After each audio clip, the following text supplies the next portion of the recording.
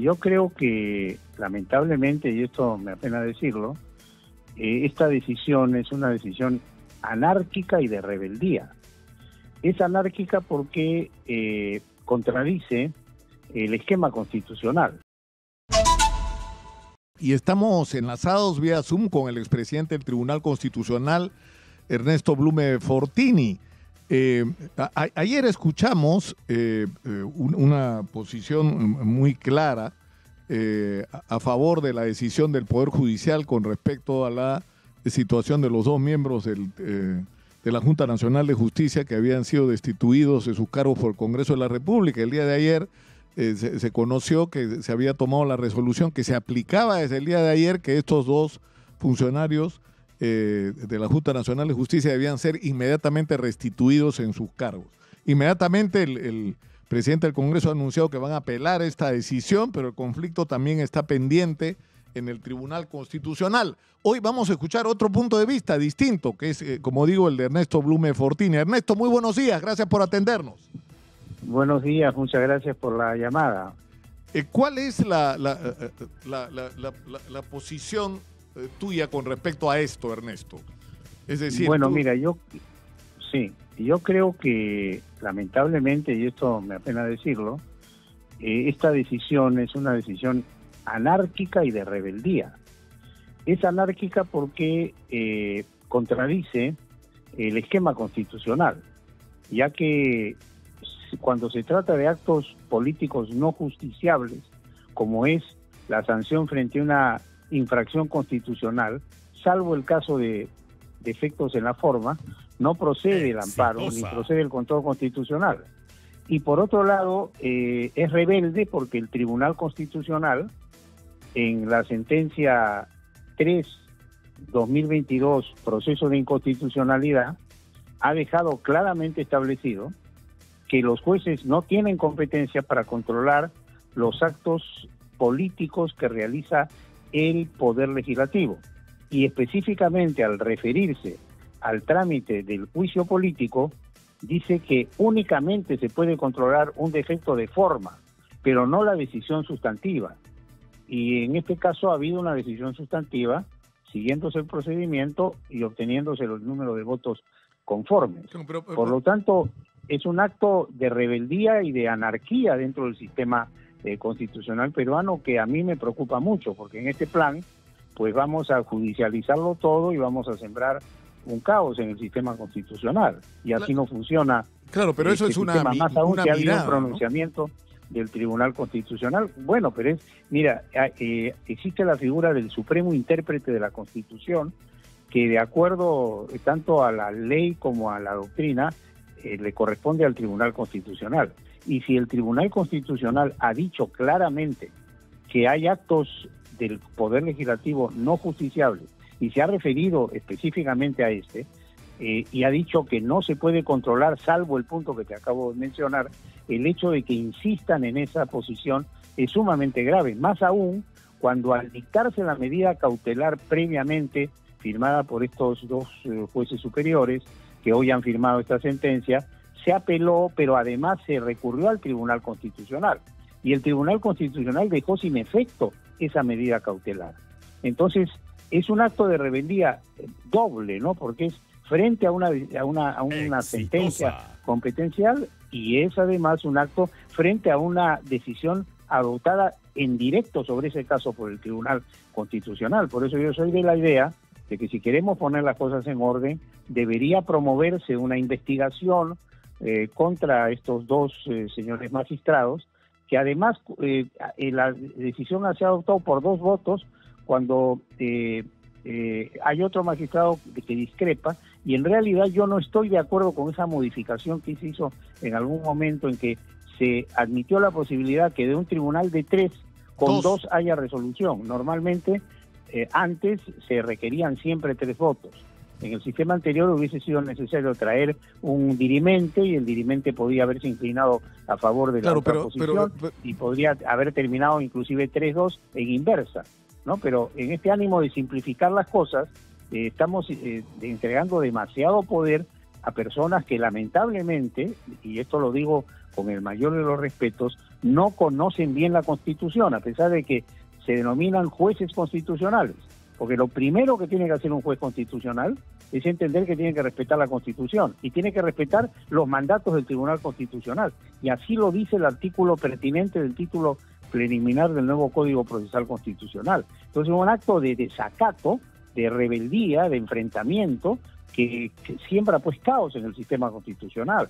Nos guste o no, se trate de quien se trate, pero las cosas tienen que marchar dentro de un esquema, ¿no? Claro, entonces, pero el problema es cuál es el origen de esto. Es decir, porque yo he leído que tú has afirmado, Ernesto, que hay una interferencia por parte de la justicia en las atribuciones del Congreso de la República, pero lo que tenemos, más bien, si haces una mirada distinta, es un Congreso de la República que está interfiriendo prácticamente en todas las instituciones. O sea, por ejemplo, en este caso, hay una discusión que es absolutamente razonable.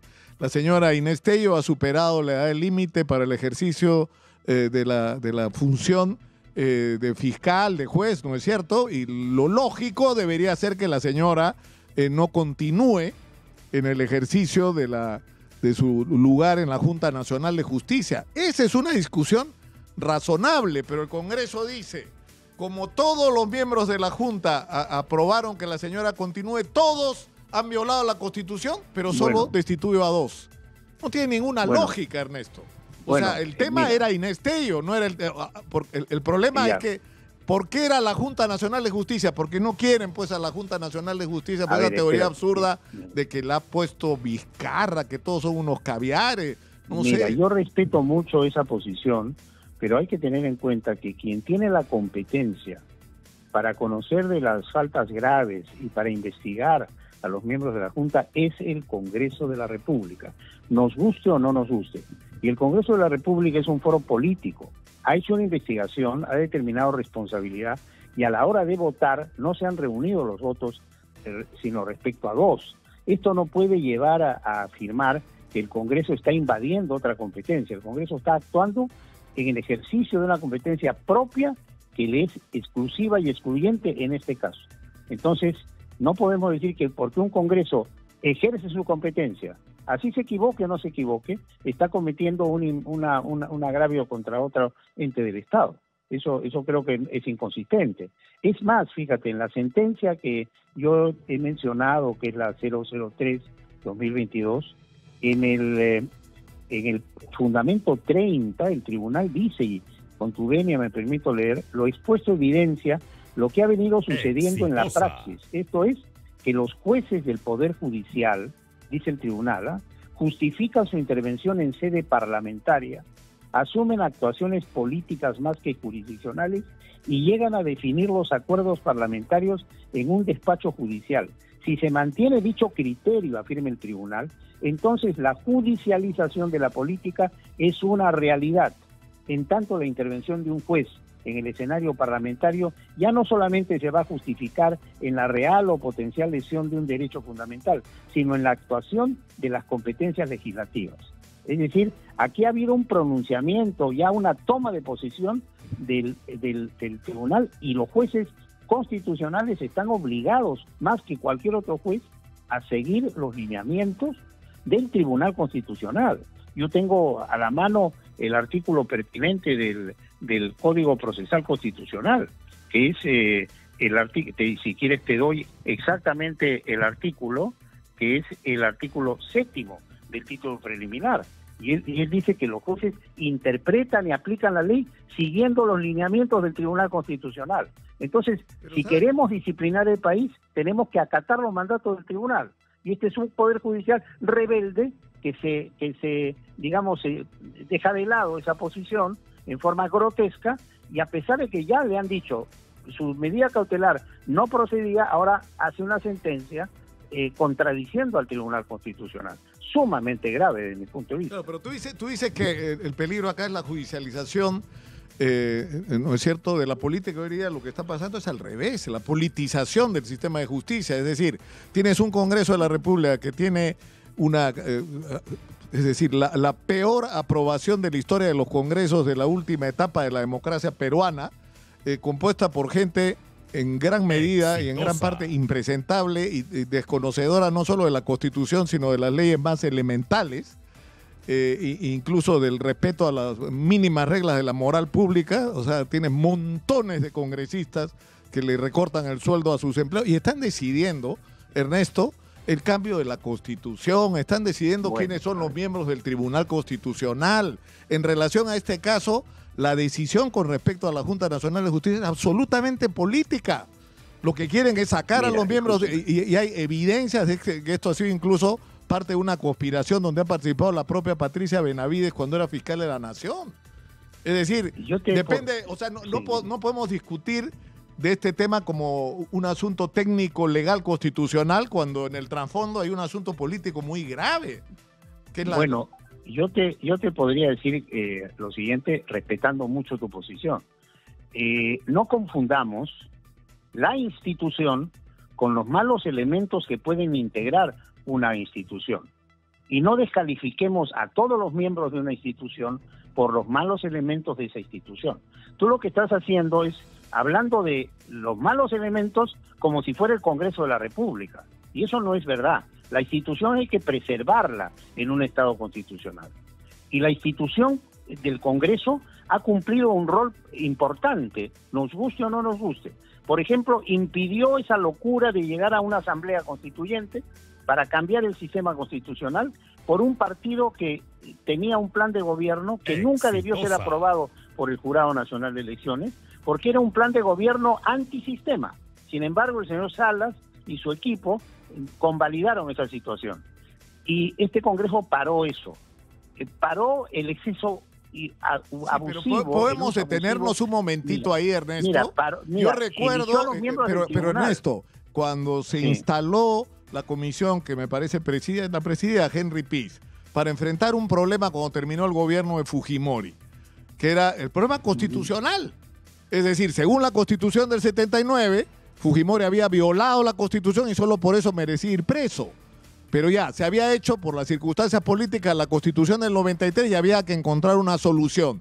Y se hizo lo más inteligente, crear un espacio, una comisión de gente como tú, ¿no es cierto?, especialistas en temas constitucionales. Ernesto, tú mismo hablabas de una asamblea constituyente en ese momento, de que la solución esto podía ser una asamblea constituyente. De toda esta discusión de cómo juntamos 79 y 93 y sacamos una sola que todos aceptemos como válida. Tú mismo decías que había que hacer una asamblea constituyente. Pero a ver, mi querido Nicolás, no confundas tiempos, lugares y etapas.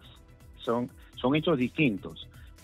Lo que tú puedas haber dicho cuando integrabas una comisión de bases de la reforma constitucional convocada por el expresidente Valentín Paniagua, un patricio de la democracia, integrada por 28 peruanos de buena voluntad que teníamos algún predicamento constitucional y que hicimos planteamientos para que fueran tomados en cuenta si es que las autoridades pertinentes lo asumieran, es muy distinto a que un partido político participe en unas elecciones con un plan de gobierno antisistema. Eso es muy distinto. Y que un presidente de la República que asume el gobierno en el marco de la Constitución tome como bandera la convocatoria de una asamblea constituyente para modificar la Constitución que juró cumplir, respetar y defender. Eso es muy distinto. Entonces son circunstancias, o sea, no nos acostumbremos a usar argumentos en forma aislada, atemporal e inconexa de la historia y de las circunstancias que se dieron.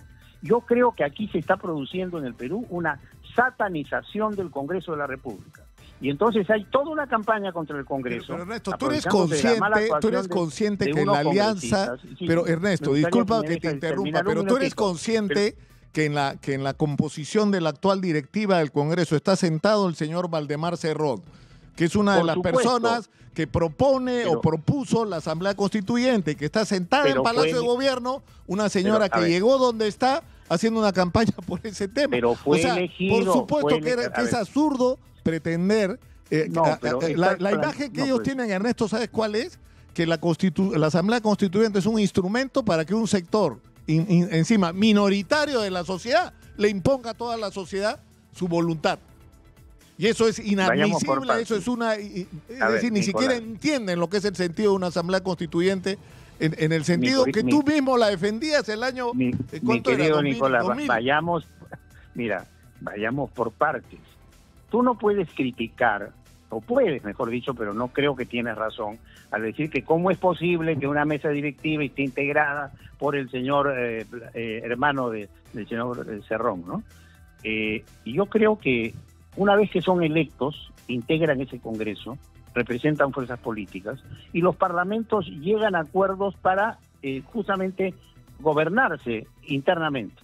Entonces, el hecho de que se haya elegido a un miembro de un partido que fue un partido antisistema, pero que fue electo, eso no significa que haya una contradicción. Es lógico en el sistema, tenemos que acostumbrarnos a que la democracia es así.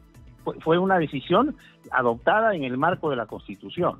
Eso me parece a mí que es claro. Pero lo que sí yo advierto es que hay una campaña de satanización del Congreso, y entonces hacen toda una semana una campaña, luego el lunes hacen una encuesta, y el ciudadano común y corriente, que está preocupado en otros temas y está trabajando para salir adelante en la vida, lo que ven los medios es únicamente que el Congreso es lo peor, y entonces opina mal del Congreso. Y luego se dice que esa opinión es la opinión que marca pues la opinión general y consciente de toda la ciudadanía, cuando es una opinión orientada y basada en una campaña de desprestigio a un poder del Estado. Una campaña que para mí no es coherente, porque el deber fundamental de todo peruano es defender la Constitución. O sea, la Constitución te dice hay un poder legislativo que legisla, a ese poder hay que defenderlo. Y no confundir la mala actuación de malos congresistas con ese poder y hablar mal del Congreso. Es como si tú, porque hay algunos militares que no cumplen su labor, hablaras mal del Comando Conjunto de la Fuerza Armada. Ernesto, tengo un problema, tengo que ir a la pausa. Ernesto, discúlpame, tengo que ir a la pausa. ¿Puedes mantenerte conectado? Me encanta discutir contigo, Ernesto. Es una discusión, estamos levantando el nivel de la discusión, mi querido Ernesto. No te escucho. Mi querido Nicolás, sobre todo que lo hacemos en forma alturada. Pero podemos ir a la pausa y regresar contigo, por favor. Regálanos unos minutos más de tu tiempo. Por supuesto, encantado. Muchas gracias, Ernesto. Estamos en Exitosa, 95.5 en la FM en Lima, canal 34 en Movistar. Estamos en Exitosa, la voz que integra el Perú, 95.5 en la FM en Lima, canal 34 en Movistar. Estamos conectados con el expresidente del Tribunal Constitucional, Ernesto Blume Fortini, que ha tenido la gentileza de permanecer conectado con nosotros durante la pausa. Ernesto, digamos, sí, para ir sacando conclusiones. Pero antes quisiera hacer una acotación con tu venia. Por supuesto. Pocos saben que tanto Nicolás como yo somos exalumnos de un gran colegio, que es el Colegio La Salle. Así es. Aunque de promociones diferentes. Y compartimos... creo, por lo menos algunos de los grandes maestros que estaban ahí, el hermano Alberto, por ejemplo, que era un hombre brillante, ¿no? Brillante, sí, exactamente. Te cuento una anécdota. Puedo aprovechar que estás ahí para contar una anécdota. El loco Alberto tomaba exámenes sorprendentes. Un día dijo, examen de libro de filosofía. Y habían algunos pendencieros que se habían enterado de que iba a haber el examen del libro, entonces trajeron sus libros nuevecitos, forraditos, era como octubre. El mío daba vergüenza, o sea, todas las hojas dobladas, era una desgracia mi libro. Dije, uy, acá soné. Y el loco me premió y mostraba mi libro y decía, este ha usado el libro. Decía, claro, demostraba. Era un personaje fantástico. Bueno, yo te cuento. Pero fue una gran escuela de moral, Ernesto. Sí, mira, yo te cuento que aprendí una cosa del hermano Alberto que me quedó para toda la vida. Él tenía frases extraordinarias, ¿eh? Y eran para pensar. Y una de esas frases era la siguiente: si no actúas como piensas, terminas pensando como actúas. Si no actúas como piensas, terminas pensando como actúas. O sea, si tú no actúas en forma coherente a tus principios y valores y eres auténtico, al final traicionas tus principios y valores y construyes razones para justificar tu conducta. Bueno, por eso tú ves yo tengo otra. Ya mi productora se está quejando que nos estamos yendo, pero tengo una que a mí me marcó para siempre. Ustedes decían que tienen una educación privilegiada. Porque gritaba el loco, ¿no? Tienen que ser la voz de los que no tienen voz. Eso tienen que ser ustedes. Fíjate tú. Exacto. Me marcó toda la vida. El condenado Alberto sigue vivo en nuestras cabezas y en nuestros corazones. Sí, pero volvamos a lo nuestro, Ernesto. Volvamos a lo nuestro. Encantado. ¿Qué va a pasar acá según tú? ¿El Tribunal Constitucional le va a enmendar la plana al Poder Judicial Y esto va a llevar el enfrentamiento a un nivel que no conocíamos hasta hoy. Mira, yo creo que el tribunal debe corregir estas cosas porque estos desvaríos no son buenos para el sistema constitucional, ¿no? Y a mí me apena mucho que estemos en este plan de enfrentamientos cuando el Perú, en términos macroeconómicos, ofrece cifras que otros países ven con admiración. Nuestra política macroeconómica ha ido bien y estamos en un momento clave para el desarrollo nacional, con inversiones extranjeras, hay esta posibilidad de que ya es una realidad del puerto de Chancay y otros aspectos de inversión. Entonces, deberíamos hacer un esfuerzo real, así patriótico, con el corazón en la mano, de dejarnos de enfrentamientos y unirnos todos para sacar adelante el país. Eso es lo que necesitamos en realidad. Ya, pero eso debería partir, Ernesto, debería partir de aceptar algunas cuestiones básicas. Por ejemplo, el respeto a los resultados electorales. Por ejemplo, el respeto a las instituciones electorales. Por ejemplo, la independencia y la no politización de las instituciones y no la interferencia una sobre otra. Pero Ernesto, eso es lo que no está haciendo el Congreso. Mira, yo he propuesto ya la vez pasada y lo difundí en redes, pero tuve algún eco que deberíamos en este momento hacer una especie de pacto patriótico por el Perú para llegar al año 2026 armoniosamente y prepararnos a unas elecciones auténticamente democráticas que posibiliten que vengan nuevos gobernantes y que marchemos hacia adelante como país. Pero sin embargo seguimos en lo que el doctor Luis Bedoya Reyes llamaba el pleito de plumas. Nos seguimos distrayendo en lo accesorio y perdiendo de vista de lo principal, Exitosa. ¿no? Claro, pero hay una primera pregunta clave que hay que responder. O sea, tú, por ejemplo, ¿crees que realmente hubo fraude y que le robaron la elección a Keiko Fujimori? O sea, mira, porque eso nos ha mantenido colgados, o sea, no hay ninguna evidencia, ¿no? Y se ha armado toda una estrategia para enfrentar sobre la situación sobre la base de ese supuesto que es falso, Ernesto. Keiko perdió las elecciones porque hizo muy mal su campaña, entre otras cosas no quiso venir acá al estudio Exitosa. Te aseguro que su historia hubiera sido otra si se sentaba acá un par de veces, que no vino porque no le dio la gana a su jefe de campaña, que es al que debería mirar con severidad. Mira, yo creo que el Jurado Nacional de Elecciones, desde mi punto de vista, no estuvo a la altura de las circunstancias. ¿Por qué te digo esto? Porque el deber del Jurado Nacional de Elecciones, constitucionalmente hablando, es velar porque las elecciones reflejen la expresión auténtica de la voluntad popular. Y hubo exigencia de que se confronten algunos datos. Y hay cosas que a mí me dejan preocupado y que no tienen lógica. Y te doy un caso, por ejemplo. En un determinado colegio, en una determinada mesa, en la primera vuelta, el electorado se repartió entre los participantes. O sea, cada participante tuvo un número de votos. Y en la segunda vuelta, todos los votos fueron para un solo candidato, para el señor Castillo. ¿Cómo te explicas que ese elector entre la primera y segunda vuelta haya cambiado al punto tal que el que votó por Keiko en la primera después vote por Castillo? No, pero eso no que el que votó por De Soto, mira, sí, en muchos casos. No, eso se ha demostrado. Pero ¿dónde? No, sí. O sea, debería haber entonces un proceso. Es que no hay ningún proceso abierto. Escúchame, se exigió al jurado que pidiera las actas, además de las actas, las firmas de los electores participantes. Y el jurado se negó argumentando razones formalistas. Y por eso yo digo, y lo he dicho públicamente y lo reitero, el señor Salas no estuvo a la altura de las circunstancias. Abdicaron del rol constitucional de resguardar que la elección fuera la auténtica expresión de la voluntad popular plasmada en las urnas, porque no agotaron los medios de investigación para determinar la verdad. Entonces, es una elección que tiene un manto de dudas. Formalmente hay un ganador, pero es un manto de dudas. Y estadísticamente... Pero el gran problema que hemos tenido, Ernesto, es que Keiko tampoco quiso reconocer el resultado de las elecciones cuando le ganó Pedro Pablo Kuczynski, y eso estamos en vilo como país en función de esa negativa tosuda de Keiko de reconocer sus derrotas. Pero fíjate, el mismo Jurado Nacional de Elecciones llevó a cabo las elecciones regionales y municipales, y en Lima Rafael López Aliaga le ganó por esto, mira, por centímetros, si pudiera medirse ¿no? con ese sistema, a Daniel Urresti le ganó con la justa. El mismo Jurado Nacional de Elecciones, ¿alguien cuestionó ese resultado? No, es una señal de la polarización.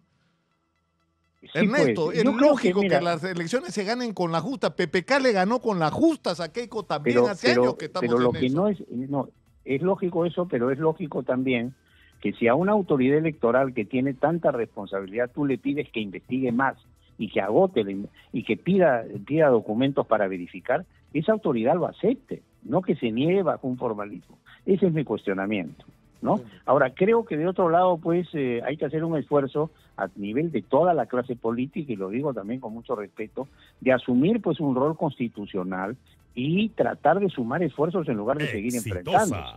Porque a mí lo que me parece penoso, ¿sabes qué es, Ernesto? Sí. Que yo estoy en contacto con periodistas y con gente de otros países, porque lo que nos pasa a todos, tengo hermanos, familia, hijos viviendo fuera del país. Y el sistema electoral peruano, Ernesto, aunque te parezca mentira, es admirado y respetado internacionalmente como uno de los más eficientes y como aquel que ha logrado que haya prácticamente la imposibilidad de cometer un fraude electoral. Que en otros países los niveles de interferencia pueden ser tales que acá no, acá tienes un sistema casi perfecto de elección, donde gana el que tiene más votos y punto. Pero hay un defecto, pues al destruir los votos y quedar solo en las actas y en los padrones de participantes, constriñes mucho cualquier verificación. Y acá lo que se pedía en esta discordancia entre el resultado de primera y segunda vuelta en algunas mesas, en donde todo fue para Castillo, es saber quiénes participaron para hacer una investigación más rigurosa, y eso no se aceptó. Y creo que ahí hubo un error, porque si hay un cuestionamiento, la autoridad electoral debe explorar, es su deber, porque si no, no fuera garante de mira lo que dice la Constitución, la auténtica expresión de la voluntad popular plasmada en las urnas. Entonces, es el deber. Yo tengo que ver que ese voto corresponde a la realidad. Y si me está diciendo un gran sector, oiga, acá no es lógico que en segunda vuelta todos voten por Castillo, cuando antes en esas muestras se votó por todos los participantes. ¿Qué ocurrió? ¿Es que mágicamente los que votaron por el adversario fueron con Castillo? Te juro, no entiendo. Uno por uno, cada una de las denuncias que se hizo sobre cada una de las mesas, nos tomamos el trabajo, Ernesto, de revisarlas concienzudamente, y no hubo ningún caso que se pudiera acreditar donde hubiera ocurrido algo como lo que tú estás escribiendo. Es más, la señora Lourdes Flores está en deuda porque hizo una conferencia de prensa donde dijo cosas falsas, donde dijo que gente que habían usurpado firmas y la gente iba apareciendo diciendo, oiga, si yo estaba ahí, si esa es mi firma, ¿de qué me está acusando? Es decir, se dijo cualquier cosa para desconocer un resultado electoral que era... Y mira, para terminar en lo que se terminó. Es decir, era el demonio de Cerrón que iba a expropiarlo todo. Ahora Cerrón está casi cogobernando el país. Casi cogobernando todas las decisiones que se toman sobre el Tribunal Constitucional, la Contraloría, toda la Defensoría del Pueblo la han elegido. Es decir, el defensor del pueblo es de propuesta de Cerrón. O sea, así estamos. Pero hay que reconocer esto, pues, Nicolás. Un Congreso es variopinto, hay todas las fuerzas políticas, representa a todos los sectores. Y el hecho que un Congreso se ponga de acuerdo para reunir un número de votos, para elegir, por ejemplo, miembros del tribunal, y en esta última elección todos sacaron más de 90 votos, y el mínimo era 87, es ponderable. Eso hay que felicitarlos. O sea, fueron capaces de conciliar y de llegar a acuerdos concertados. Y eso es bueno en un Congreso. Y es bueno también que puedan haber elegido al defensor del pueblo, aunque uno puede estar o no de acuerdo con la persona elegida. Pero eso yo no veo ahí un punto de crítica. Ahora, que fuerzas opositoras se pongan de acuerdo, esa es la democracia, pues, y que sumen votos, esa es la democracia. Bueno, en todo caso, ese acuerdo patriótico que tú propones, Ernesto, debería partir de algo tan simple como esto: que todos nos comprometemos a respetar el resultado electoral. Punto. Para empezar. Yo creo que ya esto de las elecciones es un tema cerrado, ya es un hecho consumado. Y ya, digamos, hagamos votos para que a futuro estas situaciones sean más transparentes y no haya este tipo de cuestionamientos. Y obviamente en las próximas elecciones todos deben respetar como debe ser. Ahora, no nos olvidemos también que el Perú pues como decía don Enrique Bernales Ballesteros, que paz descanse, es todavía un Estado-nación en formación. Y entonces tenemos muchos defectos como democracia. Y nos falta mucho camino por recorrer. Pero dentro de todo estamos avanzando. Porque si tú analizas desde el segundo gobierno de Fujimori y su caída hasta la fecha, el país ha marchado, desde mi punto de vista, por el hilo constitucional, salvo la denegación fáctica de confianza de Vizcarra, que fue un hecho para mí inconstitucional, que lamentablemente avaló la mayoría de aquel entonces del tribunal con mi voto en contra, y este golpe o intento de golpe del 7 de diciembre del año 2022, en donde ha habido una actitud que hay que ponderar y hay que aplaudir. Las fuerzas, las instituciones, las Fuerzas Armadas y la mayoría de sectores nacionales salió al frente en defensa del orden constitucional. Entonces estamos construyendo un Estado constitucional con defectos, con contradicciones, con una serie de situaciones complicadas, pero estamos avanzando. Y creo que eso hay que alentarlo. Creo que el Perú, para mí, tiene mucho futuro. Yo creo mucho en el Perú. Nunca me he querido ir del Perú. Yo soy un amante del Perú y un entusiasta del Perú. El Perú va a salir adelante, pero tenemos que dejar de lado el pleito de plumas y tenemos que avanzar unidos hacia el futuro.